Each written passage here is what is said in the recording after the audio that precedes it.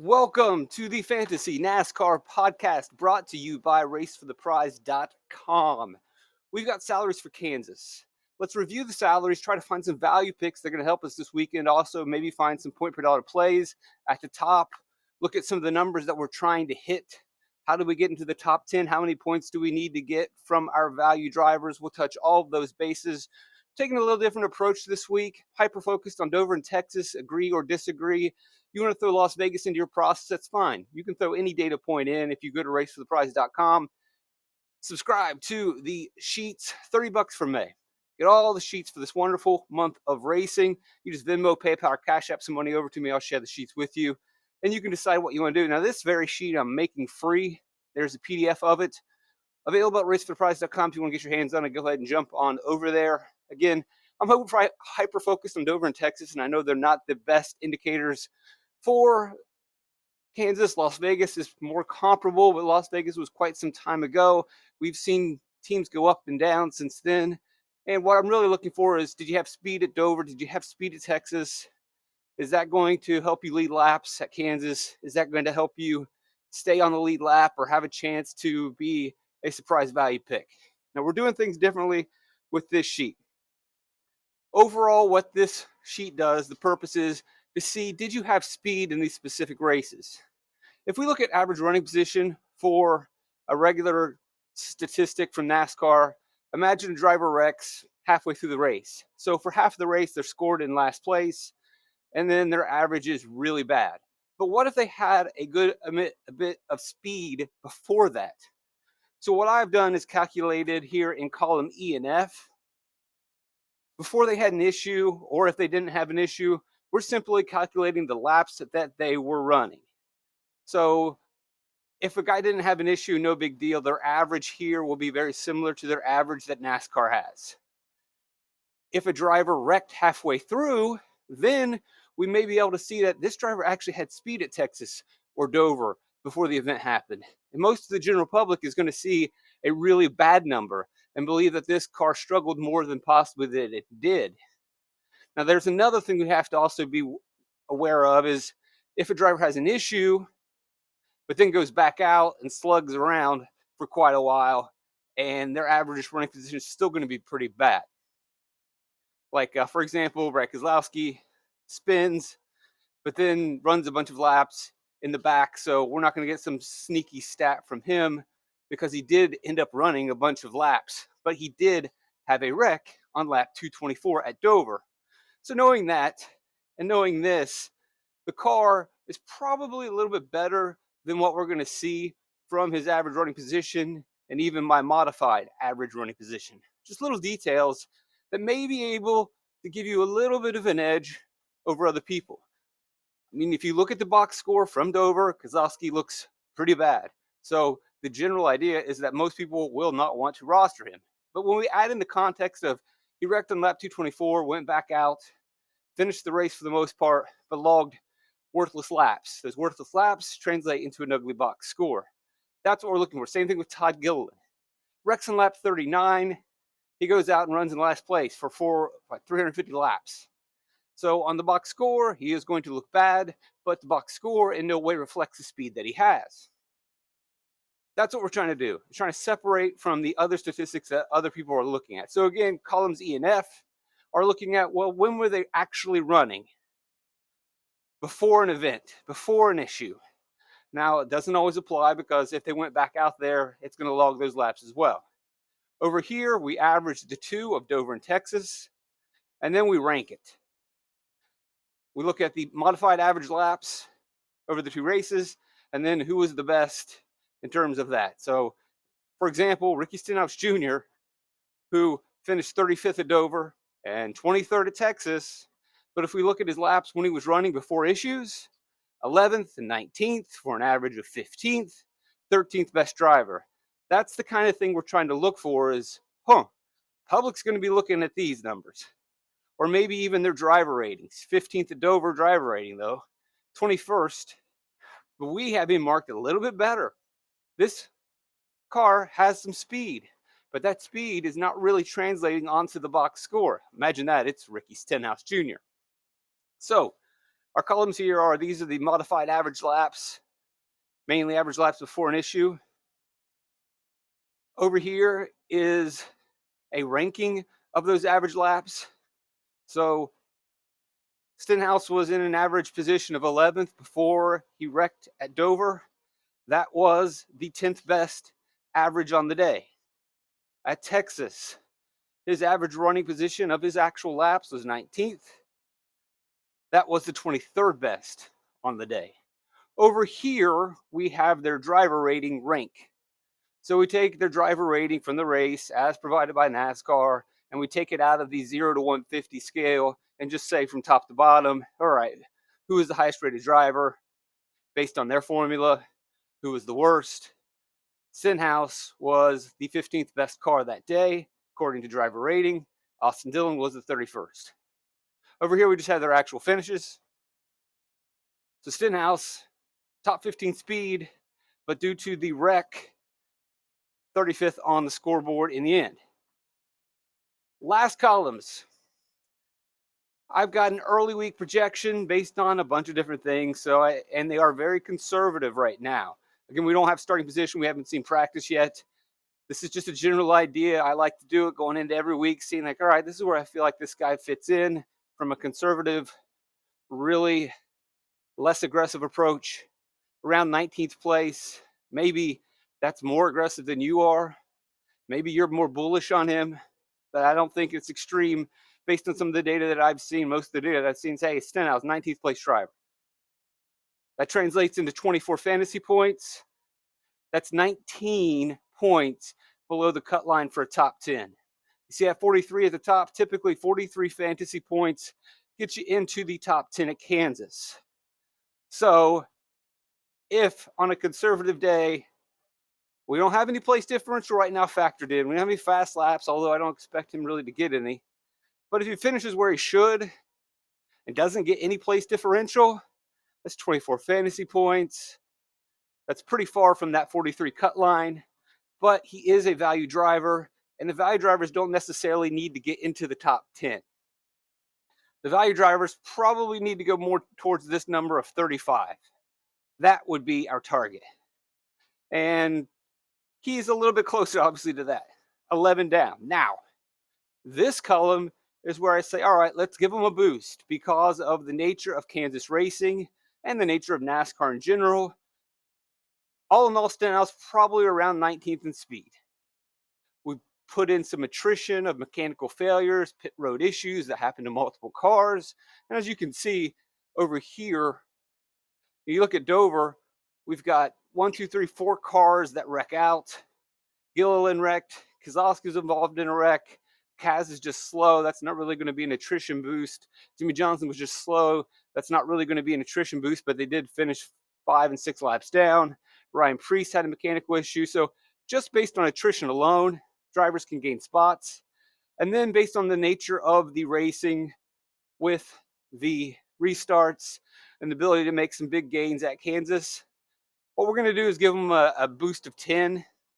You can also approach it from the idea that, well, they'll probably get some place differential, whatever you want to do. Let's just boost it up, be a little bit of aggressive.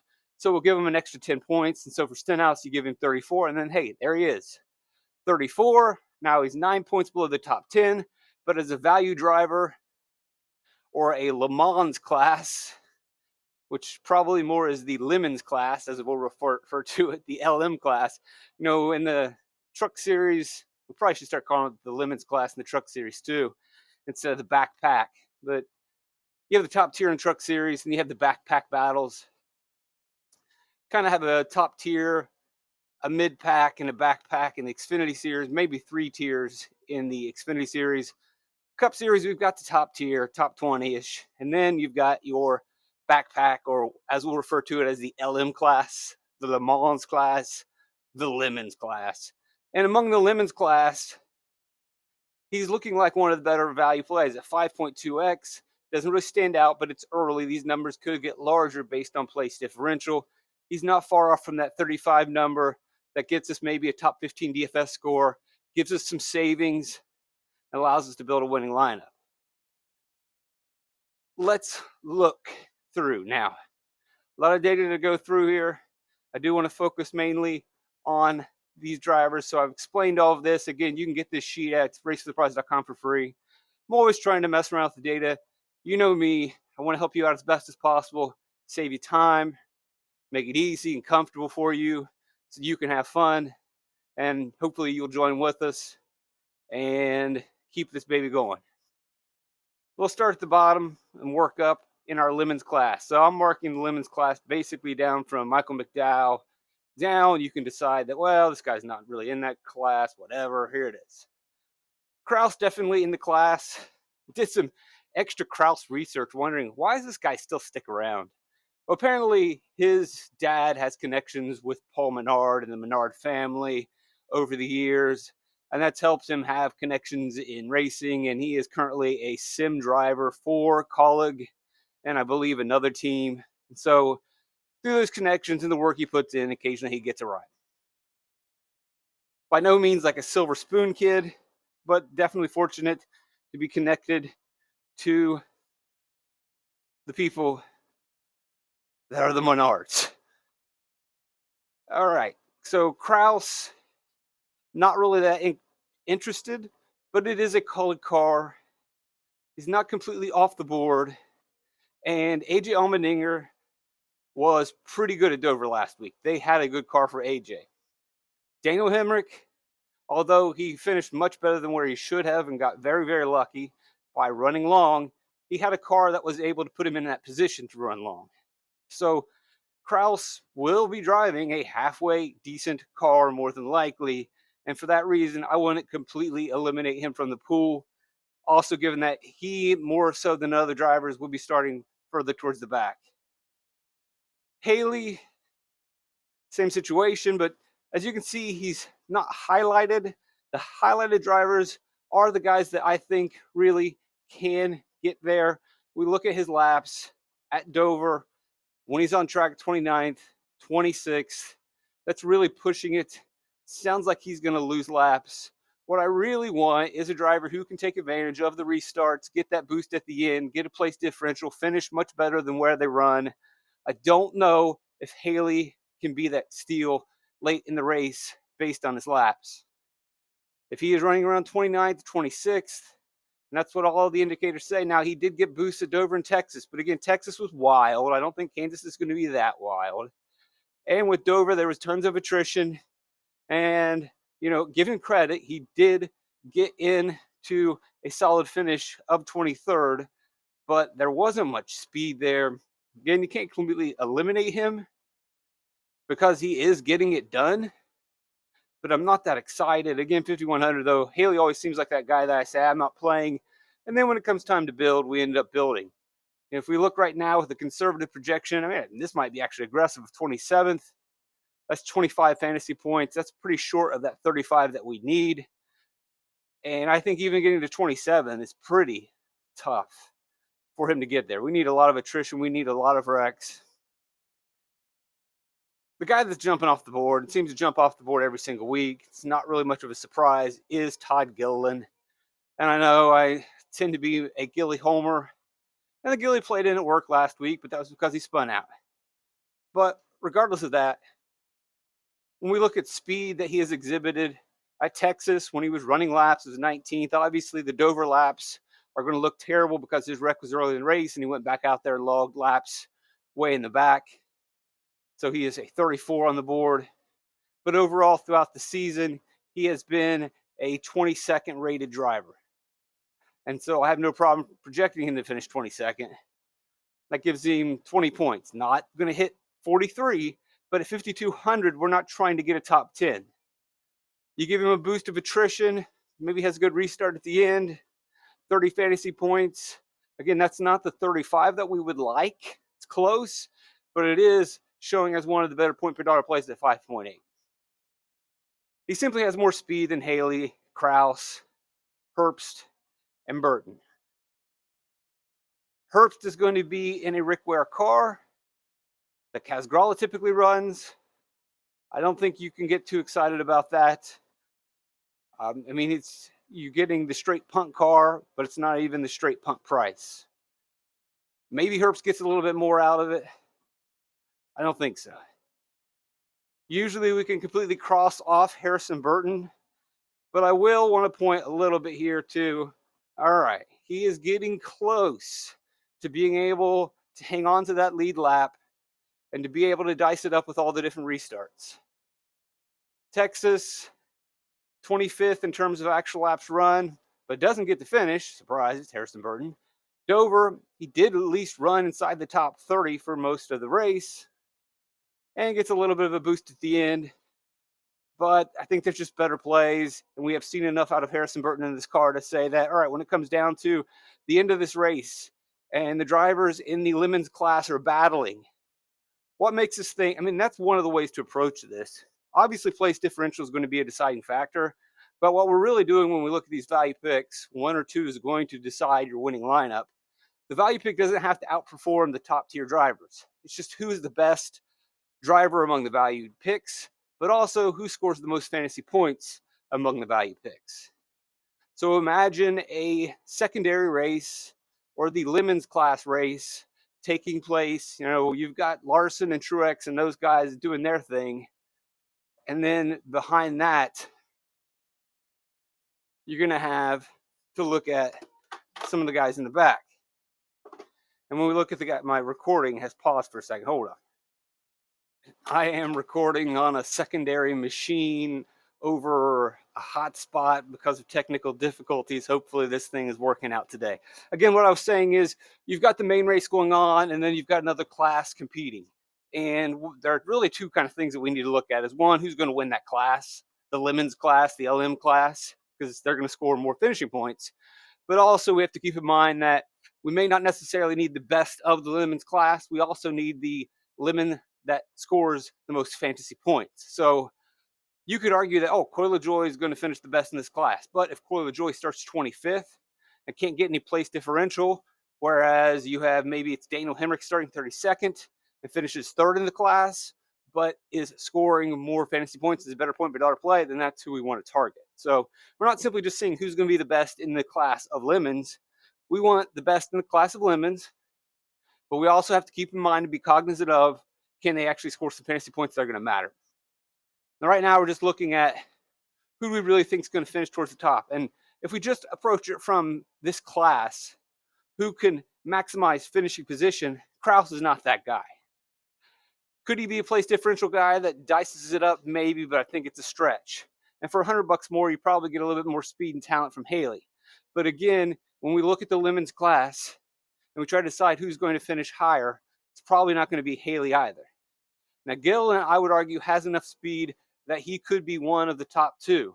But if he does not have access to place differential points, meaning that he mainly starts where he should finish, which my projection of 22, then you might want to downgrade him a little bit. But I could argue that there are a few of these drivers in the Lemon class who are going to hang on the lead lap and really could benefit from some restarts at the end and can break out of the Lemons class. Score some finishing position points that are competitive with the main class. Herbst does not seem to be the guy that's going to be the top of the Lemons. Burton does not seem to be the guy that's going to be the top of the Lemons. That being said, I did want to discuss the speeds aren't completely ugly for Burton. And if he does provide some place differential, maybe a halfway finish amongst the Lemons could work out at this price. Daniel Hemrick, we look at his data. Overall in these last 2 races, 23rd. It's pretty good. Obviously, he can't compete with the top tier, but he does illustrate that sometimes the Lemons can break through if certain things work. He ran long at Dover, caught the caution, got into the clean air, and just held his position. Has that big day. And we're likely going to see one of these guys pull that off. But again, if they do pull that off, it's not going to be a guy that runs, I wouldn't suspect, a guy that's running in 28th to 25th all day. It's a guy that's close to the top 20 who can work the magic. That's why I like Gillen. He's generally had the speed that puts him in that spot where he can break through and get that finish if the sun shines upon him. Shined upon Hemrick last week. Hemrick should be at the top of the class based on the last 2 races. The season has been a struggle. But again, I'm more hyper-focused on what are you doing now? Is your team starting to find some speed? Colleague looks like it has found some speed over the last 2 weeks. And I think Hemrick is a guy that we could consider being right there battling with the lemons. This darker shade of yellowish orange are some of the fringe lemons that I can't completely write off, but are not really the guys I think are going to be battling for the highest spot. Zane Smith had a lot of speed at Texas. He did not have a lot of speed at Dover. And if we look, as far as I can tell, there weren't any issues with Zane Smith in this race. He didn't wreck or spin. He just didn't have any speed. And worse than that, his average lap was 31. And we've got drivers that didn't even finish the race that should have inflated his stats a little bit through attrition. Now, ultimately, he gets the 24th, 26th place finish because we have so many other drivers that didn't have any issues. So give him some credit because he got through the race, but the speed's not there. So if the question simply is just on the surface, will he be at the top of the C class? No. Now, can he benefit from attrition starting in the back? Absolutely. And so he can get a little bit more place differential maybe than a LaJoie can, or a Stenhouse can, or a Gillen can. So he is going to be in play because he could finish halfway through the C class. He did have a really good car at Texas, and he did have a really good car in that Texas practice. He could finish above Burton, Herbst, Haley, and Kraus. That's not an exaggeration. He could get halfway through that C class. And he could also benefit from cars wrecking out. And so he is a possible play. But getting to the top of the C class, or the lemon class, and then benefiting at the end doesn't seem as likely as it is for a Gillen, a Hemrick, or a LaJoie. LaJoie, the numbers are pretty consistent. His laps 22 at Dover, his laps 22 at Texas. His actual rating at Texas was 29. Now, one of the reasons I would argue that he looks poor in terms of driver rating is because there were times in this race where he was just kind of slugging around in the back, not really recording really fast times because there was no point in it. And so it actually makes his driver rating look bad, whereas the car spent most of his time in 22nd place and was close to a top 20 car.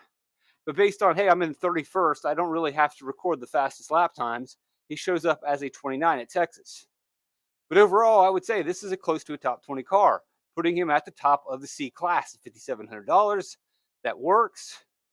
You give him a projection of 21 fantasy points. Obviously, that's 22 below the cut. Boosting by 10. He's almost there towards that 43, but 31 is not far off from 35. You bake in some place differential. He is one of the drivers that could get a benefit from the end at Kansas. He's there. Austin Hill. So another reason why we do this, to look at their actual laps, because Austin Hill had, as you can see in the bottom right of your screen, a steering issue at Texas. And so for 200 laps, at least, almost, he's going to be scored dead last. And so, oh, look at this guy. He finished 38th. His driver rating was 35th. Oh, no, he's just not good. Well, if we actually look at his specific laps, okay, well, before he had an issue, what did this car look like? Well, the average lap was 19th. That ranks out on the day as the 24th best driver. So that puts him right here with LaJoie. Now, again, it's a small sample. We're only looking at 98 laps, but it is an RCR car, and it gives us a little bit more of a read. Most people are going to be looking at maybe the driver rating, finish, average running position, and all those numbers are going to be ugly for Austin Hill because of his steering issue.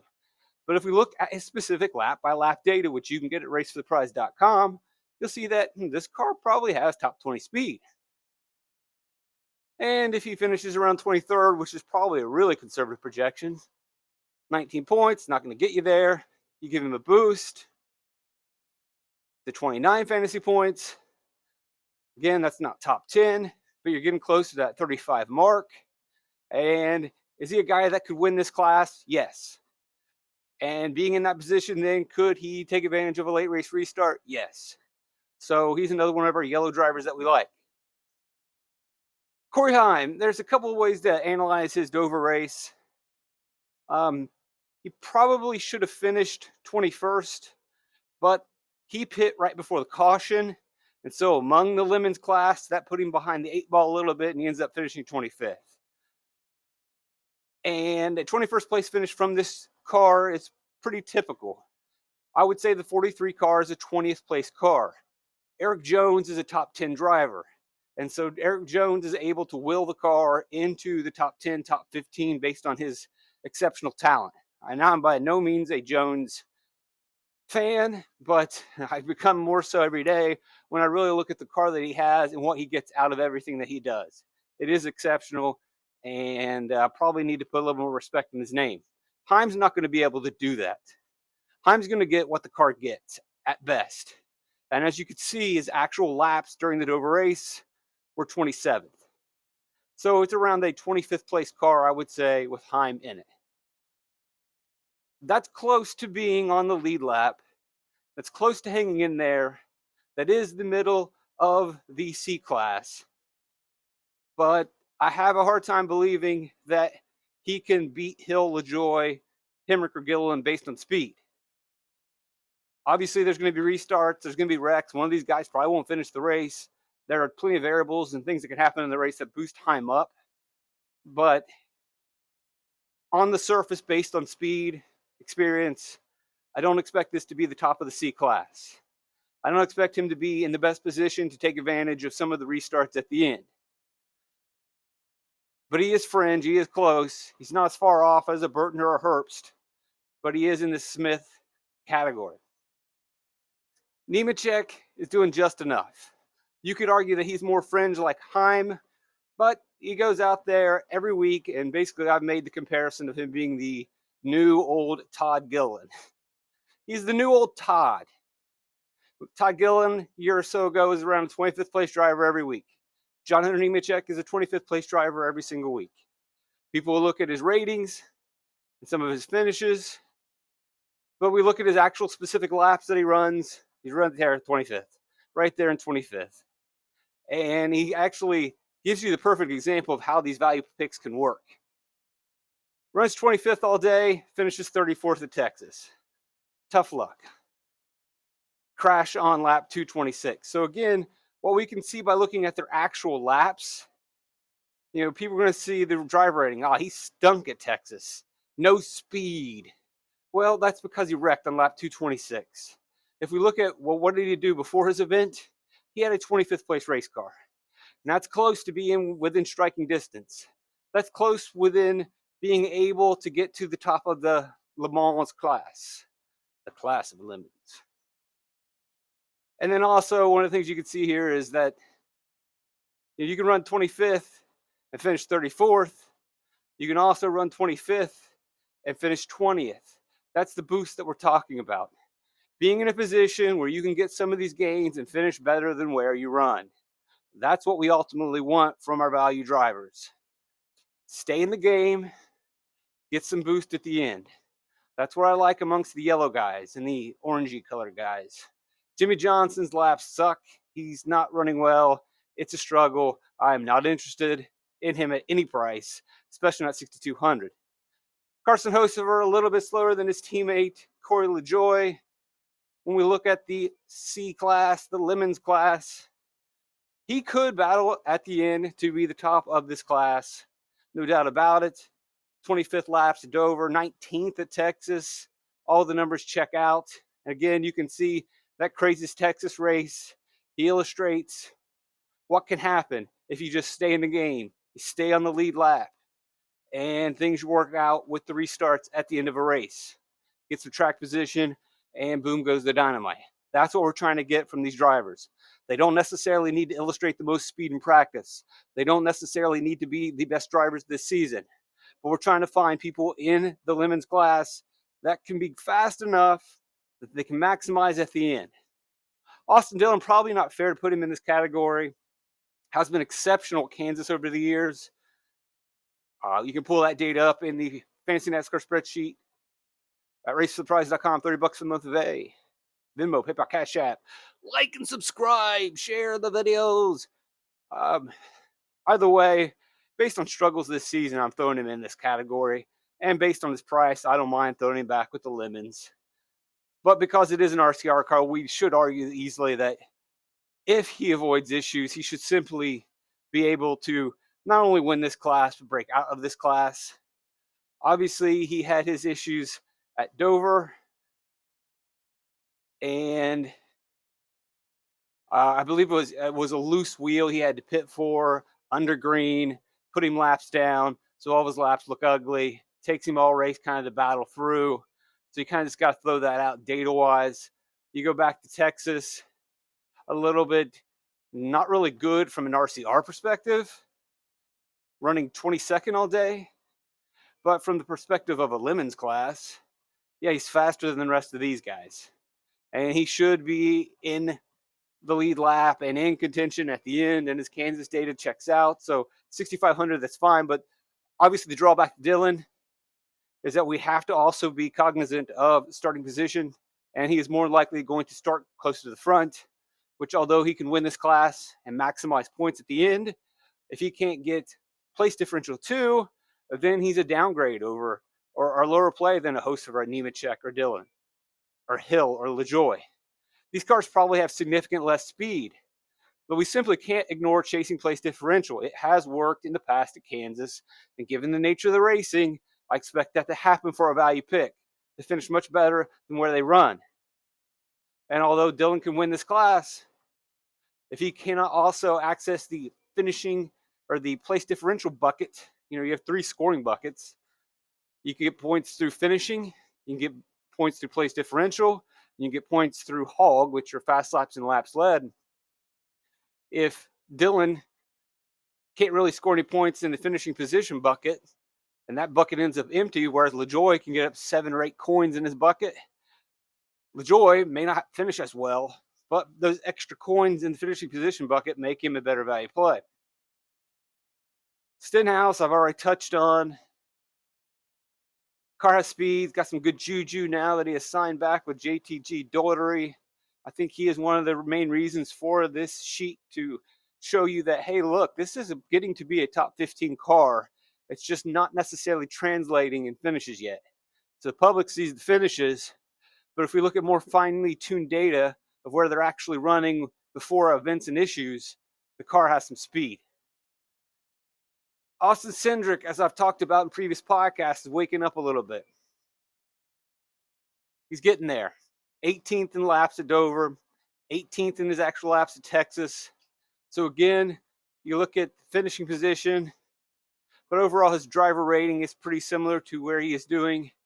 And that being the case, since his rating's kind of up there and his finishes have been solid, other than Texas, much ran better than that, DraftKings has priced him up accordingly. We're not getting that 5,700 Austin Cindric. Very sharp on their point. Would love to have Austin Cindric still at below 6K. But he's improved, and so his price has increased. You project him around 18th conservatively. That's 25, way off from 43. But you give him the boost, he can get to 35. Again, he runs the risk of starting a little too close to the front, and maybe he doesn't belong in the Lemons class at the moment. But if you do put him in this class, he should be able to win it, along with Austin Dillon. He should be able to run inside the top 20 and then get that boost at the end. He is just as likely as any of these drivers. But the one caveat that we have with Cindric and Dillon, the 2 Austins this week, is that they're more than likely going to start close to the front, and they become less of a value play because of their limited access to place differential. And they are a little bit more expensive, obviously.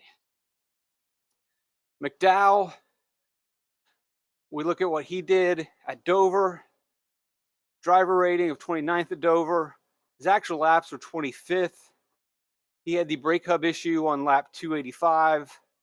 Not terrible, but we expect a lot more these days from McDowell. We look at Texas, though, and again, public sees 36, 35. McDowell's done.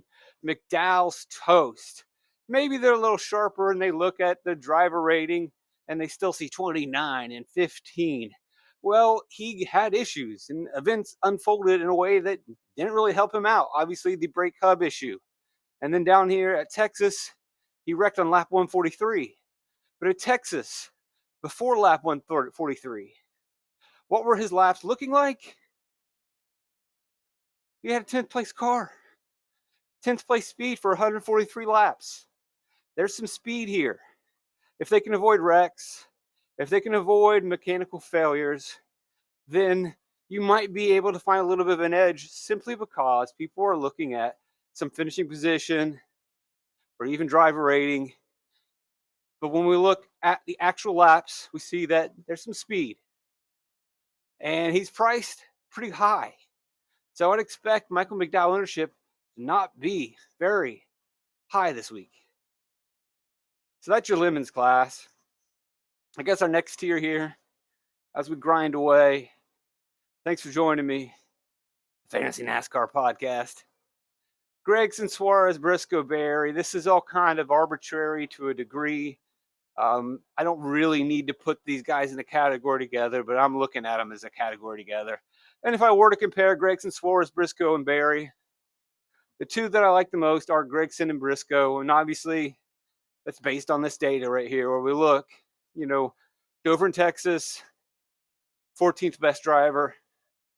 Dover in Texas, 15th best driver. So if we just say, hey, you can finish 15th in this race, that means boost-wise, things work out, you can be a top 10 driver. If I get a top 10 out of a 7,400 and a 7,100, that's probably going to be pretty good. Conservative projection, boost them up, and look at what we got. The real possibility of these guys being solid value plays and also finishing with top 10 DFS scores. Not much of a stretch. Obviously, making and breaking is going to be place differential in this category. I don't think there's that much speed difference. But if there is, I like Gregson and Briscoe. But Berry has been a top 15 driver. Pretty solid. He's working his way there. But ultimately, I do like Gregson and Briscoe better at this race. Speed-wise, but the deciding factor in this price tier is probably going to be place differential because I don't think the speed matters all that much right there. Our next group of borderline top 10 drivers, non-hogs, non-dominators, Logano, Bowman, Keselowski, Buescher. You can really pick and choose whoever you want in this category. You could argue that the speed is just about all the same. Obviously, Bowman has a strong Dover race, but has been really good at Dover. If you want to think Dover is a step forward, that's fine. If you want to consider Dover as a one-off because he always runs well at Dover, that's fine as well. I'm kind of in between. Either way, I do not expect Bowman to leapfrog into the top tier and be in the conversation of drivers that are going to be hogs or dominators or top 5 drivers that scrape fast laps. More of a place differential play, more of a top 10, squeeze into the top 5, but really just a place differential finishing position type guy. That's what Logano, Bowman, Keselowski, Buescher are. I'm leaning Keselowski just because it's kind of the magic man at the moment. We've seen him multiple times this season take a car that was top 15 and then finish second. Obviously, his Dover numbers are not good, as we can see down there in the bottom right. He had his issue halfway through, what was it? Here, I'll pull it up. So he wrecks on lap 224 and then spends the next 180, 176 laps running in the back. And so his numbers are going to look terrible. And that's going to be reflected in every single stat. That might push people off him because of the nature of the wreck and then going out. But at Texas, again, not a lot of speed in the RFK cars. But the reason that I lean towards these two more so than Logano and Bowman is because Keselowski's been dynamite on pit road. They are master strategists, and with multiple cautions that are going to play out during this race. And he also led laps last year at Kansas, by the way, but that was also when RFK was running hot. RFK is not running hot at Dover, Texas. As you can see, the speed is just not there at the moment, but they're fast enough that it could take advantage of some of the cautions at the end like they have, and that's why I'm leaning on Keselowski. And I really don't think that among this group, I mean, you could probably argue that RFK is still faster than both of these teams. Then you've got your top tier. Your hogs are up here. I don't expect anything different. Hamlin, Larson, Reddick, Byron, Truex. That's who I expect to be in control of this race and leading laps, running fast laps. I'm not quite ready to put Bell in there because he's making so many mistakes recently. He could be $10,000 for a driver that's snake bitten. And even if his luck turns around, he still has to run better than Truex, Byron, Reddick, Larson, and Hamlin, who aren't just going to say, "Oh, you're lucky again." Well, right this way, sir. Now, the more intriguing drivers are a little bit down here, who offer you a little bit of savings. May not be able to lead laps, but can scrape fast laps in the top 5. I think Chase Elliott has a hot rod, as demonstrated at Dover. One of the few drivers that could work his way through the field. Was able to run pretty well at Kansas last year, despite his struggles all season. Had a really good car at Kansas in the fall. Bubba Wallace and 2311 have always been really good at Kansas, so you can't write them off. I know 9,500 is not really that appealing for Bubba Wallace, but he has shown us that he can be a top 5 driver at Kansas, obviously a winner at Kansas, and get some fast laps in the process and slide into that optimal lineup as a 3rd or 4th pick. Not as bullish on Ty Gibbs, just haven't quite seen it. Again, the drivers ahead of him aren't just going to step out of the way and say, "Oh, you're the next big thing, right this way, sir." He's going to develop, but look, the top tier is just not budging. People want Gibbs to have his breakthrough. People want Gibbs to be the next big thing. It's just not going to happen when you have guys dominating races every week. And there's just a ceiling at which he can get to. And there may be a one-off race where he does have that day. But for the most part, he needs Hamlin to say, "Right this way, sir." But even if Hamlin says, "All right, you can have this one, kid," Larson's not, Reddick's not. You want to be the champ, you got to beat the champ. Ross Chastain, an aggressive driver that I think can maximize the restarts, and so I will consider him, although they are not running that well.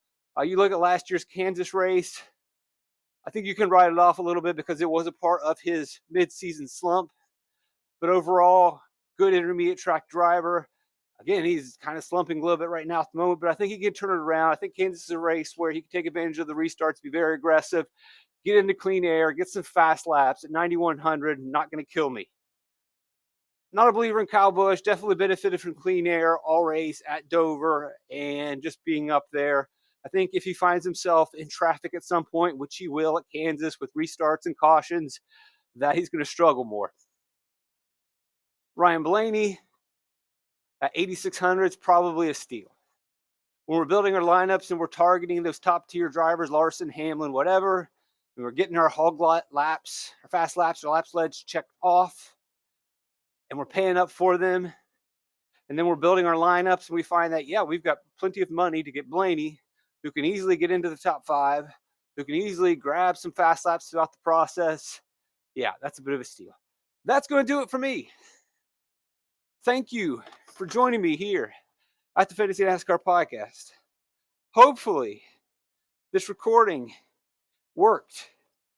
I've been dealing with technical issues all morning, but I've got my fingers crossed that this recording actually worked. Will it work? I don't know. We're trying our best. Love you guys. Blessed to have you around. Trip to Light. Fantastic.